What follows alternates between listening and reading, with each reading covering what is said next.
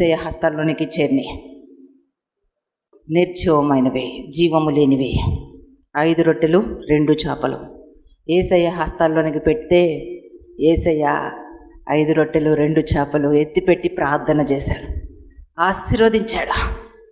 ఆ చేతుల్లోకి వచ్చినటువంటి వాటిని ఎత్తిపెట్టి ఆశీర్వదించి విరిచి అనేక వేల మందికి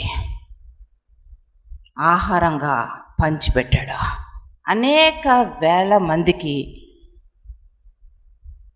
ఆశీర్వాదకరంగా దీవెనకరంగా మారిన ఆ 5 రొట్టెలు 2 చేపలే, ఆ నిర్జీవమైనటువంటి 5 రొట్టెలు 2 చేపలే అనేక వేల మందికి దీవెనకరంగా ఆశీర్వాదకరంగా మారితే నీ జీవితాన్ని యేసయ్యకి ప్రతిష్ఠిస్తే, యేసయ్యా ఈ జీవితము నీకు సొత్తుగా మారుతుంది, యేసయ్యా నీ చేతులలో పెడుతున్నాను, యేసయ్యా నీ ఇష్టం, యేసయ్యా నా జీవితంలో సమస్తము నీ చిత్త ప్రకారము జరిగించు నాయనా అని ప్రాణాత్మ దేహములు ప్రతిష్ఠించుకుంటే నీ జీవితాన్ని కూడా ఉన్నతంగా ఆశీర్వదించి దీవించి అనేక వేల మందికి లక్షల మందికి ఆశీర్వాదకరంగా దీవెనకరంగా దేవుడు చేయబోతున్నాడు.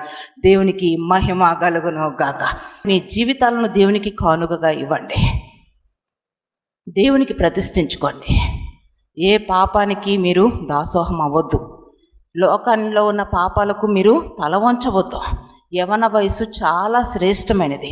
యవన కాలములో ఆయన కాడి మోయడము అది ఎంతో క్షేమము, ఎంతో ధన్యకరం. చాలా కష్టాల గుండా, సమస్యల గుండా, వేదన గుండా, బాధ గుండా వచ్చిన వారము.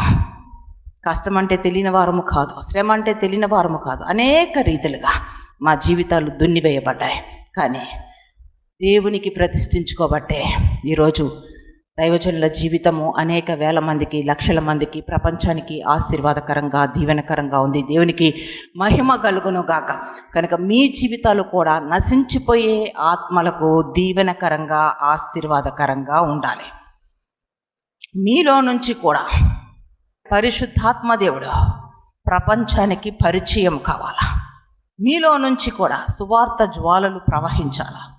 ఈ లోకంలో ఉన్నటువంటి పాపము జోలికి వెళ్ళి పరిశుద్ధతను విడిచిపెట్టి ఇష్టానుసారంగా జీవించి నలుగురితో లవ్ అఫేర్స్ గడిపి పోలీస్ స్టేషన్కి వెళ్ళిపోయి కేసులు పెట్టేసి ఆ కేసుల నుంచి విడుదల పొందుకోవడం, కాలేజీలు ఏమీ చేర్చుకోకుండా ఉండడం, అంత హీన స్థితికి వచ్చిన తర్వాత ప్రభువా వీడి బతికితే నీ కోసం బతుకుతాడయ్యా, అయ్యా వీడిని తీసుకోయ్యా, సేవకి తీసుకోయ్యా, సేవకి. దేవుడు ఒక మాట అన్నాడు, కుంటిదాన్ని మచ్చగలిగిన వాటిని నాకు బలిగా అర్పిస్తారా? ఈరోజు దేవుడు మీకు ఎలా కనబడుతున్నాడు? శ్రేష్టమైన వాటిని అన్నిటినీ మీకోసం ఉంచుకుంటున్నారు, పనికి మాలిన వాటినేమో యేసయ్య కోసం ఇస్తున్నారు. ఇదే